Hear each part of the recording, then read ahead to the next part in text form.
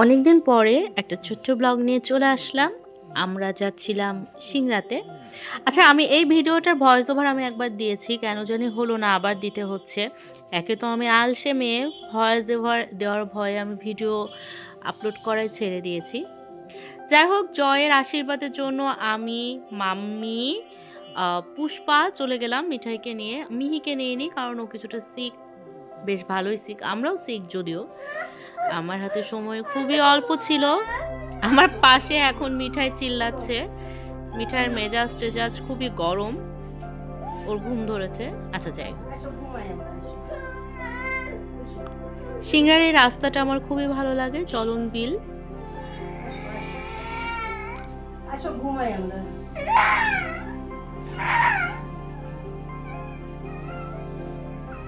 আমরা যাওয়ার সময় আমার শাশুড়িকে তুলে নিব।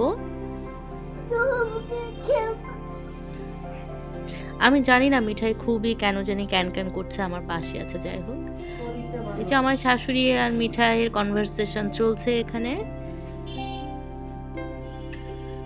আমার মাথায় টেনশন কাজ করছিল যে 3:30টার মধ্যে আমাকে, যেহেতু ডিসি স্যারের সাথে মিটিং ছিল, সব কোর অফিসার্সরা থাকবে, সো আমাকে যেভাবেই হোক 3:30টার মধ্যে পৌঁছাতে হতো। আমরা যে দেখি যে মেয়ে পক্ষ তখনও আসেনি। যাই হোক, আমরা খাওয়া দাওয়া শুরু করে দিয়েছি। খাওয়ার আইটেম তো অনেক ভালো ছিল, মাছ, মাংস, রোস্ট, ডাল, সব কিছু ছিল। আমাকে স্পেশালি কয়েকটা কাঁচামরিচ এনে দিয়েছিল। মিঠাইকে খাইয়ে দিচ্ছে বৃষ্টি।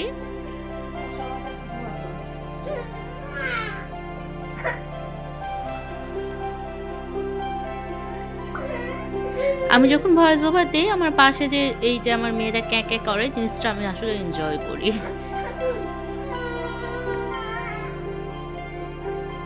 আমি সবাইকে ইনভাইট করেছি আগামীকাল আমাদের বাসায় সরস্বতী পূজা, পূজাতে আসার জন্য।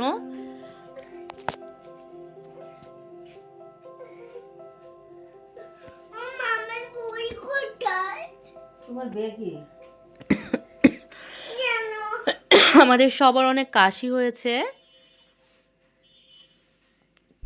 লাস্ট নাইট তো মিহি কাশতে কাশতে ঘুমের মধ্যে বমি করে দিয়েছে। যে আমরা ব্যাক করছি, মিঠাইয়ের চোখে একটা সানগ্লাস ছিল, এটা জানলা দিয়ে পড়ে গিয়েছে, তো মন অনেক খারাপ। আমরা একটু চা খেয়ে নিলাম।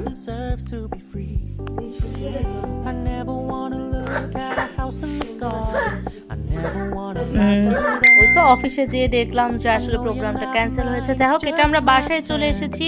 আর এটা হচ্ছে আমাদের বাসার ডেকোরেশন। এখানে ঠাকুর বসবে, তারপর হচ্ছে এই যে মিঠাই কেটে কিনে দিয়েছিলাম বাইরে থেকে, ওইটা খাচ্ছিল। আর এই যে চেয়ার টেবিলগুলো দেখা যাচ্ছে, এখানে লোকজন বসবে, 2টা টেবিল দেওয়া হয়েছে।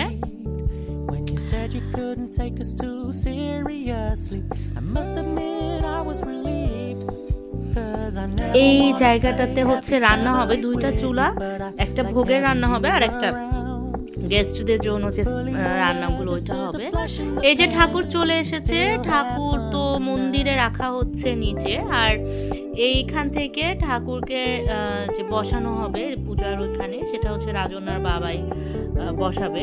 ও আসছে রাস্তাতে। So when you stop paying so much attention, and when you're moving in another direction,